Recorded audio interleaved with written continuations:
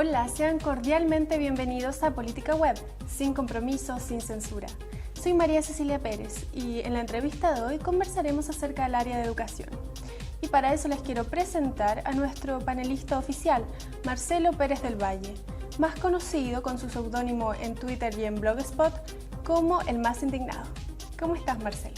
Muy bien, María Cecilia, preparados y muy contentos de poder conversar y poder profundizar en algunos aspectos. Ahora quiero contarles que nuestro invitado es el protagonista indiscutido de este movimiento estudiantil 2013, ya que se desempeñó como el presidente de la Federación de Estudiantes de la Universidad de Chile, Andrés Pilbaum. ¿Cómo estás, Andrés? Hola, muy bien, gracias a ustedes. Muy bien. Oye, y cuéntanos, ¿qué sientes en este momento de haber dejado el trabajo de todo un año? No, principalmente yo diría una sensación de que, está todo tan en juego aún que es muy difícil saber o evaluar todavía si lo que hicimos durante el 2013 efectivamente terminó sirviendo a la causa estudiantil o no tanto.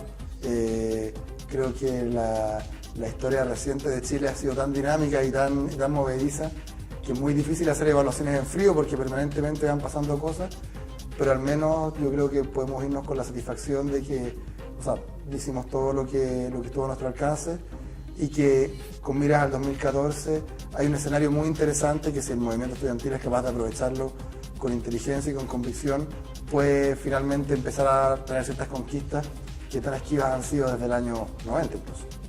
¿Ahora tú sientes que la FED quedó en buenas manos?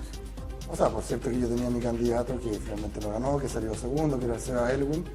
Sin embargo, yo diría que el hecho de que haya quedado finalmente luchar en la primera mayoría y nosotros en la segunda mayoría es una demostración de impotente también de parte de los estudiantes de la Universidad de Chile respecto a su convicción por dar una pelea nacional, por conquistar nuestros derechos y que para poder dar esa pelea es un error tremendo el hacerlo en alianza o subordinándose a la concertación, sino que el camino más importante es la generación de fuerza propia y en particular por el próximo año rayarle bien claramente la cancha a Michelle Bachelet de que la reforma educacional o se hace en un espacio donde los estudiantes tengamos protagonismo o sencillamente no se va a poder hacer. Lo que vaya a hacer Melissa, yo creo que ella tiene harta experiencia dentro de lo que hizo en medicina, así que espero que pueda desempeñarse de la mejor forma posible. Al menos nosotros como izquierda autónoma vamos a tener la mejor disposición para poder trabajar en unidad, porque sabemos que finalmente eso es lo que nos puede llevar a ganar. Ahora existe una crítica generalizada que acusa un poco a la izquierda autónoma, que es tu partido, a Boric, que fue tu antecesor, de trabajar de manera un poco pasiva. ¿Cuál fue tu evaluación acerca de este 2013? Yo partiría discrepando con que sea una crítica generalizada, porque no por nada pudimos ganar la federación durante 2 años seguidos y este año, si bien perdimos, seguimos siendo la segunda fuerza y por lejos. Entonces eso significa que se respeta y se valora el trabajo que hicimos, por supuesto que asumiendo que eso tuvo varios aciertos y quizás muchos más errores. Yo diría que no solamente en el 2013, sino que en estos 2 años a nosotros nos tocó partir con un movimiento estudiantil que estaba muy resquebrajado, que estaba también muy desgastado después de lo que fue un 2011 con una paralización tan extensa. Nos tocó un presidente Piñera que inteligentemente intentó una contraofensiva al poner a Harald Beyer a fines del 2011 con una agenda muy fuerte en educación, pero también muy profundizadora del modelo. Y en ese sentido, en estos 2 años, al menos lo que se logró fue frenar esa agenda y de ese modo permitir que el conflicto educacional se mantenga totalmente abierto. Se logró también que Harald Beyer finalmente fuera destituido. Yo creo que es bastante obvio que no fue que un día la concertación se levantó y se dio cuenta que el lucro era malo, sino que finalmente fue también por la presión de los estudiantes. También hay que ser bien claro, que un ministro se vaya, la verdad es que a estas alturas pareciera no tener mucha gracia, porque el movimiento estudiantil tiene casi un álbum de figuritas de tantos ministros que ha echado, pero con Beyer tuvo un simbolismo bien especial en términos de que fue una señal de fuerza muy potente de parte de los estudiantes, de dejar clarísimo que un ministro puede tener las mejores credenciales, puede tener según él las mejores ideas, puede tener un respaldo unánime de las élites, como era el caso de Beyer, pero si pretende instalar una agenda que realmente está en contra de lo que ha exigido la calle, entonces también se va a caer. Y ese es un mensaje muy potente incluso para Michelle Bachelet. Disculpa, Andrés, dentro de lo que tú indicas, al parecer pareciera como que todo se dio dentro de algo coordinado, como que cayó Beyer gracias al movimiento de ustedes, pero sí tengo la impresión de que hubo un cierto inmovilismo del movimiento estudiantil. Se empezó a gastar lo que es la movilización, especialmente la toma de colegios o toma, digamos, en este caso, de planteles universitarios. Y el gobierno agarró la agenda fuertemente y tengo la impresión de que los desconcertó a ustedes en esto. ¿Qué piensa? Bueno, a eso voy a llegar. O sea, lo que comentaba recién son, creo yo, las cosas buenas que finalmente ocurrieron durante estos 2 años y que son importantes porque nos dejan un buen pie para el 2014. Después del 2011 y del 2012 ya era bastante obvio que con Sebastián Piñera no iban a haber logros y por tanto el objetivo principal era dejar al movimiento estudiantil en la mejor posición posible para poder ganar en un eventual gobierno de Michelle Bachelet, que hace harto tiempo era sabido que iba a ser la próxima presidenta de Chile. Y en ese sentido que Michelle Bachelet haya llegado diciendo que la gratuidad era regresiva y que finalmente haya tenido que desdecirse y hablar de gratuidad universal con toda la ambigüedad que tiene, pero aún así que lo haya dicho, nos deja en un mejor pie para el 2014. En ningún caso significa que ya ganamos, todo lo contrario. No, todo lo contrario. En ningún caso significa que ya ganamos, pero la disputa se mantiene abierta. Ahora, por cierto, dentro de lo que tú dices hay harto de cierto. Las formas de movilización que hemos tenido como estudiantes desde el 2011 hasta ahora tienen varios síntomas de desgaste, pero yo diría que lo más importante en ese sentido son quizás 2 cosas. Por una parte, que el próximo año y los años que vienen es fundamental que el movimiento estudiantil tenga objetivos bien precisos a la hora de movilizarse y también que a la hora de definir la forma sea bien consciente del cansancio que también hay al interior de los propios estudiantes y que es muy legítimo. Yo he visto la convicción en todos mis compañeros y estoy seguro que si el próximo año hay un escenario en el cual un paro, una toma, una marcha definitivamente nos van a hacer ganar, la convicción para hacerlo va a estar.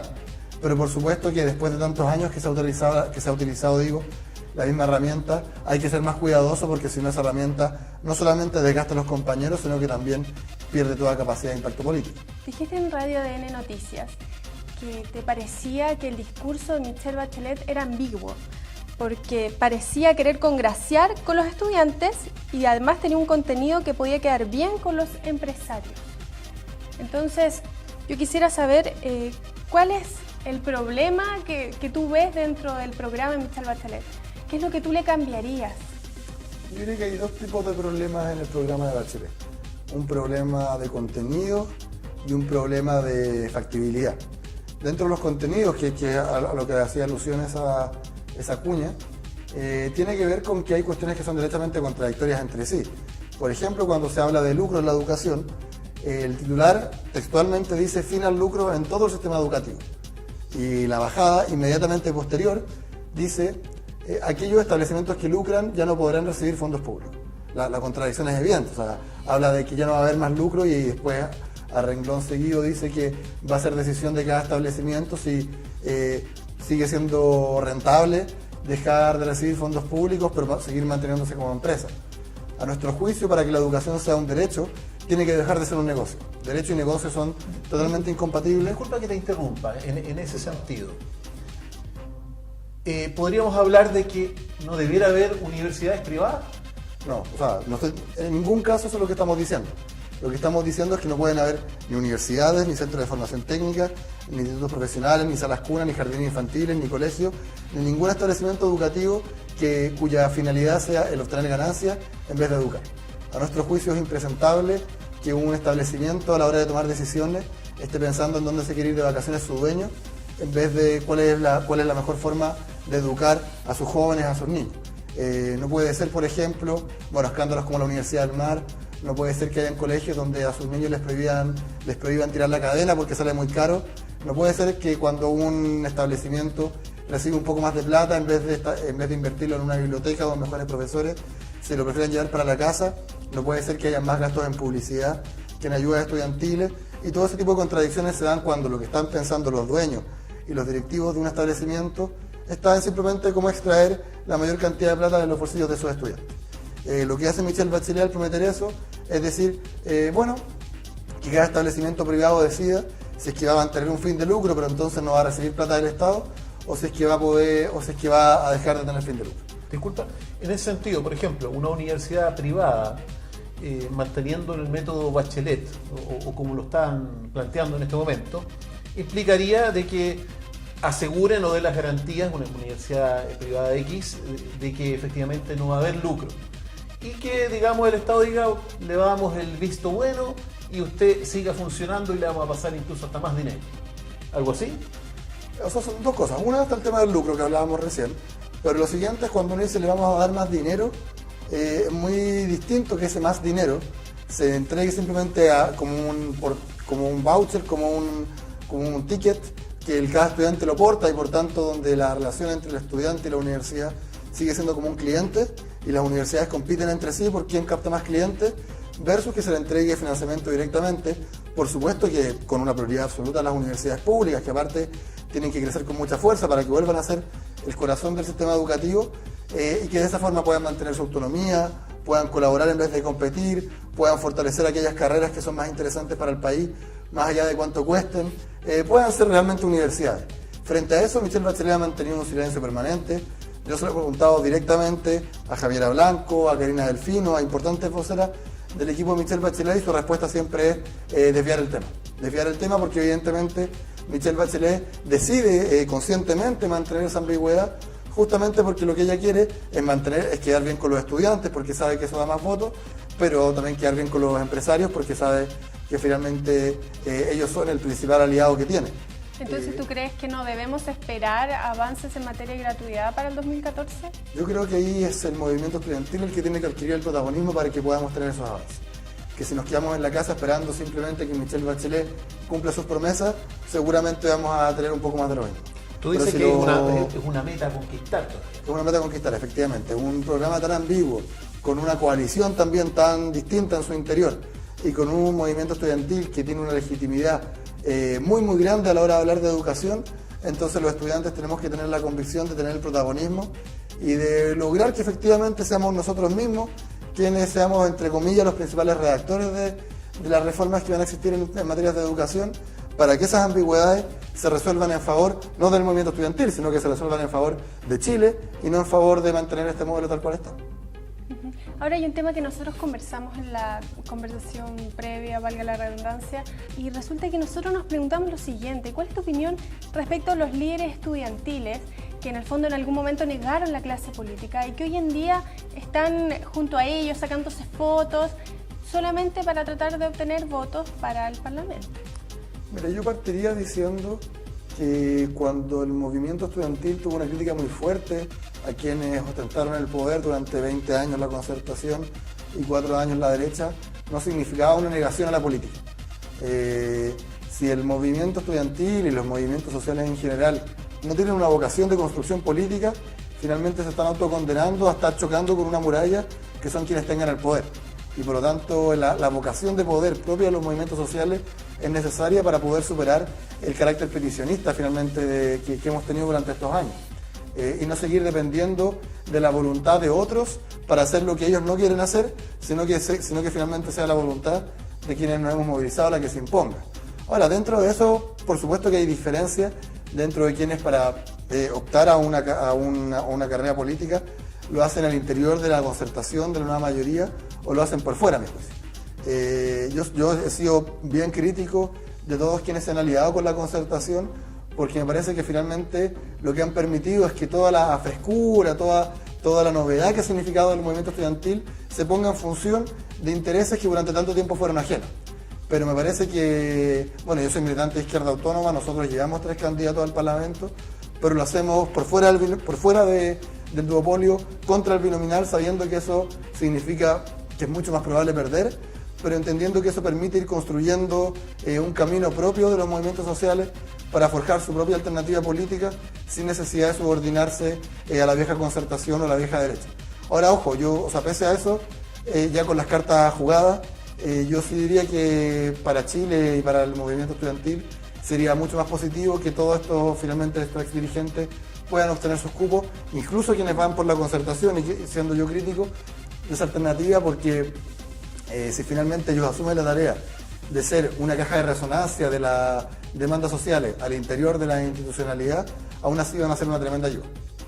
Disculpa, y en ese orden de cosas, ¿tú haces una diferencia entre Gabriel Boric, entre Camila Vallejos, entre Giorgio Jackson?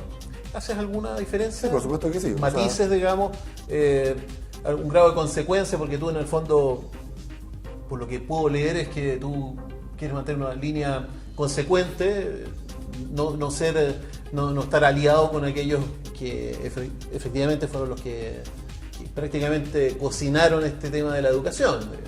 Efectivamente, yo hago una diferencia bien grande porque me parece que lo que ocurrió desde el 2011 en las calles tiene un potencial transformador que es tremendo. Se ha forjado en el fondo una mayoría social muy clara en favor de que al menos en educación el modelo neoliberal se acabe, y que eso se pueda traducir en fuerzas políticas depende también de que quienes ejercieron roles de conducción pongan todo lo construido en esa línea. Y me parece que desde ese punto de vista lo que hizo el PC apunta en la dirección contraria, en que finalmente lo que ellos pudieron conquistar, el capital que pudieron acumular, entre comillas, lo pusieron a disposición de fuerzas conservadoras como es la Concertación, y yo hago una diferencia. Pero cuando yo hago esa diferencia, no en ningún caso quiero decir que Camilo o que Giorgio son traidores, por ejemplo, como algunas personas lo han dicho, porque a mí me parece que eso es un error tremendo, no solamente porque ellos tienen su apuesta legítima, a mi juicio equivocada, pero que también es legítima, sino fundamentalmente porque si nosotros aspiramos a que en un mediano plazo puedan existir fuerzas políticas transformadoras y realmente grandes y con vocación de mayoría en Chile, por supuesto que la Camila, que el Giorgio van a tener que estar de este lado también. Ahora, dentro de la misma línea de estos dirigentes del pasado, ¿qué faltó el año 2011 para doblarle la mano a la política, para doblarle la mano al gobierno que estaba prácticamente de rodillas frente al movimiento estudiantil? Mira, yo diría que son dos cosas, pero lo más importante tiene que ver con la construcción, y esto vuelve al tema que hablábamos recién, con cómo esa fuerza social se traducía también en fuerza política. Porque efectivamente en términos de movilización es difícil imaginarse algo más fuerte que lo que ocurrió en el 2011. En agosto del 2011 estaba prácticamente todo Chile en paro, la legitimidad de Piñera estaba por el suelo, incluso más abajo, todas las marchas tenían una masividad tremenda. El 4 de agosto no solamente los estudiantes, sino que las familias chilenas salieron en el fondo a pegarle a sus cacerolas. O sea, la presión social es difícil que hubiese sido más fuerte de la que ya existía.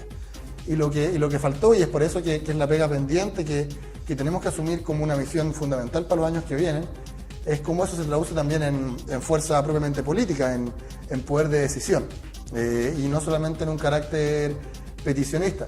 Yo sí creo que durante el 2011 seguramente se pudieron hacer algunas cosas mejor.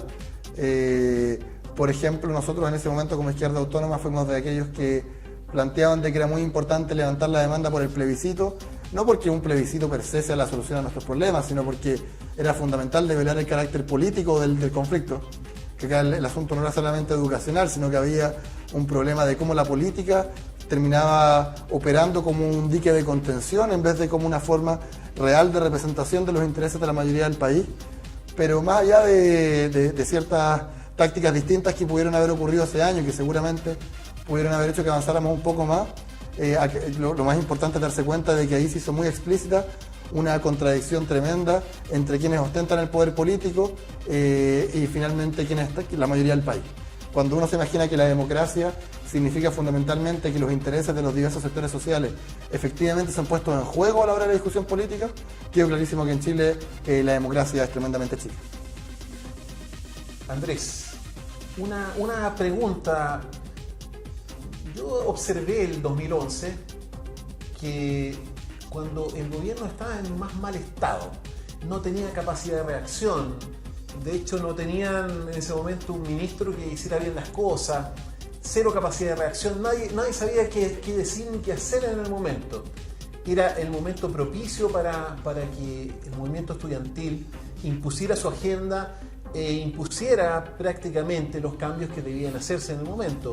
Pero lamentablemente me surge, era como una olla a presión y que dejó Giorgio y Camila dejaron que la presión bajara y que después, posteriormente, tomaron la decisión de irse a Europa y hasta cierto punto, no quiero decir la palabra, pero la voy a decir igual, farandulizaron un poco el movimiento.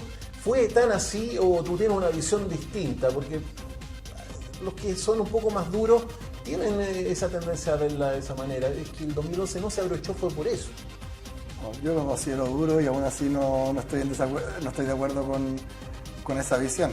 En el sentido de que yo creo que se parte de una premisa que no es del todo cierta, de suponer que existía la posibilidad de imponer la agenda. La presión social que había efectivamente era tremenda, pero cuando uno se da cuenta de cuánto fue capaz de ceder el gobierno, era prácticamente nada. O sea, justamente durante esos meses, yo me acuerdo perfecto un momento en el cual Chadwick dijo, vamos a tirar toda la carne a la parrilla, y tirar toda la carne a la parrilla significaba que en vez del 4% de la tasa de interés iba a ser el 2%, y eso era todo lo que estaban dispuestos a dar. Y en ese sentido la capacidad de impacto político del movimiento estudiantil, si bien obviamente era muy grande, o sea, se corrieron los ejes, en términos concretos para ese momento específico no era tan grande.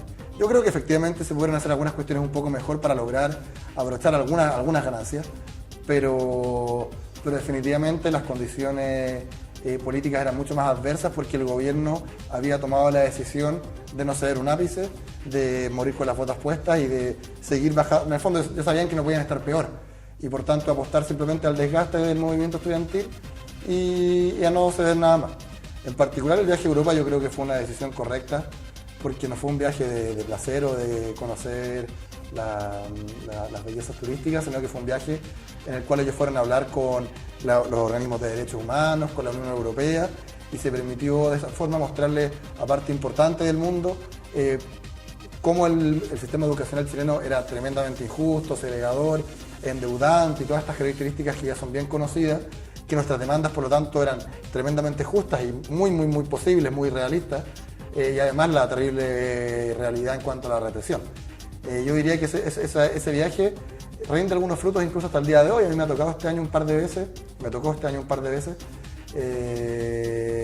conversar con ministros de educación noruego, finlandés y de otros lugares de la Unión Europea, y todos ellos venían con una visión muy clara del conflicto educacional chileno, que yo diría que en gran medida se debió a la exposición que hicieron los dirigentes de ese año. Entonces yo discreparía de si se farandulizó o no. Quizás los medios intentaron farandulizarlo, yo no diría que eso fue culpa de los dirigentes. Hay un titular muy recordado de las últimas noticias, ¿cierto?, cuando estuvieron 500.000 personas en el Parque O'Higgins, y el titular de las últimas noticias no fue la mayor manifestación de la historia post-dictadura en pos de una educación gratuita, sino que fue que Camila Vallejo no quiso mover la colita. Y que el un titule eso no es culpa de Camila Vallejo, sino que es culpa de los propios medios de comunicación. Entonces, yo tengo algunas críticas respecto a cómo se ejerció la conducción en ese año. Pero me parece que sería tremendamente injusto achacar a esos errores que yo creo que efectivamente existieron, el que no se hayan logrado mayores avances, porque yo diría que la principal razón por la que no hubo mayores avances es que el mundo político, quienes tenían el poder en Chile, fueron una muralla infranqueable. Y es por eso en el fondo que anteriormente yo era tan enfático en la importancia de que los sectores sociales que se han movilizado asuman la importancia también de ir generando fuerza política propia y de no hacerlo al alero de la concertación. Ahora, respecto a las movilizaciones siguientes, ¿cómo afectaría la ley Hinz-Peter a las nuevas movilizaciones? Mira, yo partí diciendo que la ley Hinz-Peter, como tantas otras leyes que ha inventado este gobierno, ya que se está acabando y nunca fueron capaces de aprobarla, da la impresión de que siempre fueron un voladero de luces, que nunca esperaron contar con los votos para aprobarla, sino que fue simplemente una forma de intentar desviar la atención. En el fondo, poner una ley tan absurdamente fascista hacía que todo el mundo se indignara y en vez de hablar de educación, habláramos de la ley Hinz-Peter. Es una ley que definitivamente no puede ser aprobada, una ley que haría que cualquier persona por salir a marchar corriera el riesgo de caer en penas muy graves, que aumenta los grados de arbitrariedad con los que actúa Carabineros en forma absurda, y por tanto es una ley que definitivamente en ninguna democracia del mundo sería aceptable. Pero mi sensación es que fue una táctica del gobierno simplemente, por una parte, de pelear con la concertación y por otra parte, desviar la atención de nosotros mismos para que nos preocupáramos de la ley Hinz-Peter en vez de preocuparnos de ganar la pelea por la educación. Ahora, Andrés, disculpa, respecto a lo mismo, Hay una ley Hinz-Peter, pero bueno, todo tiene su causa o su motivación. Sabemos que aquí hay una motivación ideológica, esta gente funciona más bien por la ley de la seguridad, va por ese lado. Pero igualmente hay gente que está molestando al movimiento y en cierta medida hace poco un flaco favor a la legitimidad del movimiento, que son estos tipos, estos fulanos encapuchados que aprovechan que la marcha va por un lado y el tipo va a la colita, se ponen su mascarita. ¿Cuál es la visión? ¿Ustedes lo han condenado suficientemente o adecuadamente? No se han sabido, digamos, distanciar de esta gente de alguna manera, porque hay alguna percepción o alguna conquista comunicacional de parte del gobierno de derecha de deslegitimar un poco al movimiento en función de esta gente. Yo incluso profundizaría la crítica en términos de que no solamente deslegitima mediáticamente al movimiento estudiantil, sino que también es una actitud o una acción tremendamente poco democrática en alguna forma y al final del día súper individualista, el suponer que uno por su propia acción individual, que es lo que hacen los capuchas, va a poder contribuir realmente a lo que hace el movimiento estudiantil. Terminan suplantando al 99,9% de la gente que quiere marchar pacíficamente con una acción voluntarista y que además de eso, por cierto que mediáticamente nos hace mucho daño y lo más importante de todo, que termina afectando materialmente a personas que no tienen la culpa de nada. O sea, no hay ninguna forma en la cual uno pueda intentar justificar que apedreen un auto, que quemen un kiosco o que ataquen a un edificio en el fondo. Yo diría que nosotros hemos sido enfáticos en condenar esas acciones. Yo también creo que en tu caso es una cuestión que pasa en todos los movimientos sociales, pero aquí yo también creería que hay una pregunta fundamental que hacerse de dónde está la culpa o la responsabilidad de que estas cosas ocurran. Y me refiero en dos términos. Hay una respuesta que es la más tradicional, pero que no deja de ser cierta, de que esa violencia es una respuesta a una violencia previa, muy fuerte en el fondo, que se ejerce cotidianamente por la falta de expectativas, por la negación del espacio público, porque finalmente para muchas de esas personas no existe Estado, no existe país, no existe sociedad. Lo único que existe es una eterna represión a sus sueños y a sus formas de vivir la vida. Eso no justifica, pero sí en alguna medida lo explica. Pero incluso, desde el 2011 hasta ahora, cuando este problema se empezó a hacer más visible, uno puede ver cuáles han sido las respuestas de los diversos actores. Mientras el movimiento estudiantil lo que ha buscado, al mismo tiempo que lo condena, lo que ha buscado es fortalecer la organización en los liceos, en las universidades, y de esa forma que esa legítima rabia se canalice de una forma mucho más política y mucho más incidente, lo que ha hecho el gobierno es simplemente seguir poniendo la violencia como un eje central, aumentar la represión no solamente contra ellos, sino que contra todo el movimiento estudiantil, negar la sal y el agua y por lo tanto ir aumentando los niveles de rabia. Y yo creo que lamentablemente el gobierno en ese sentido se ha convertido en un cómplice de esa violencia en las calles. Bueno, ahora vamos a pasar a la segunda parte del programa, donde yo le voy a comentar a Andrés algunos términos y él me va a responder con una o dos palabras, ¿sí? Porque estamos aquí en Política Web, sin compromiso, sin censura. Vamos a comenzar el ping-pong desde ahora. Ya. Camila Vallejo. Es imposible hacerlo tan cortito con Camila porque yo diría que es al mismo tiempo una gran líder, pero que comete un gran error al aliarse con la concertación. Gabriel Boric. Un tremendo compañero de amigo. Michelle Bachelet. Una falsa promesa. Nueva mayoría. Nueva mayoría. Carolina Smith. Una ministra fantasma. Marcel Clot.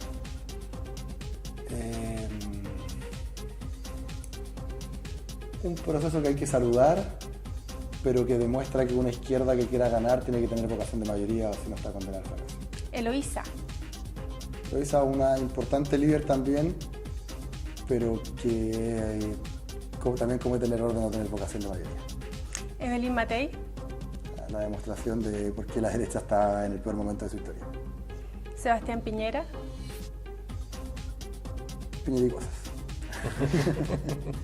Luchar. Nos ganaron. Melissa Sepúlveda.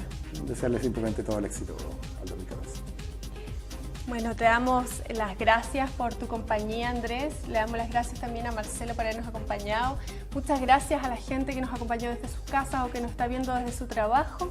Y les quiero dejar cordialmente invitados a que nos sigan viendo las distintas entrevistas que iremos subiendo a nuestro canal de YouTube. Y además que nos sigan en nuestra página de Facebook. Aquí en Política Web, soy María Cecilia Pérez, de Política Web, sin compromisos, sin censura.